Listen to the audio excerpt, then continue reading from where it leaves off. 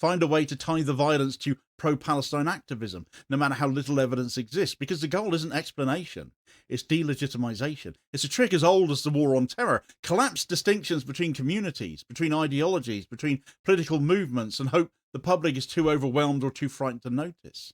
And then mainstream outlets joined in because the opportunism isn't confined to the usual suspects. You had a major American newspaper, the New York Times, publishing a headline saying Bondi Beach is what globalized the Intifada looks like, which is extraordinary because that headline bears no relationship to the police evidence, no relationship to the ideology identified, no relationship to the fact that Islamic State propaganda was recovered, and absolutely no relationship to the man who ran towards the gunfire.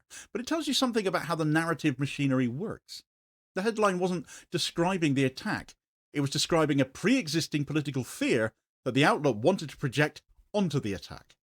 And once it's out there, the damage is done, because a headline like that travels further than the corrections that never end up appearing on the same front page.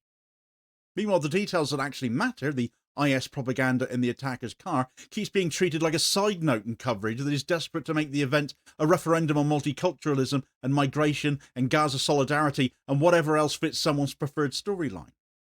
But the truth is far more straightforward than that. Islamic State ideology is not connected to the political struggle of Gaza. In fact, it rejects it entirely. It does not care about ceasefires or civilian rights or international law. It rejects Palestinian nationalism. It rejects everything that isn't its own apocalyptic vision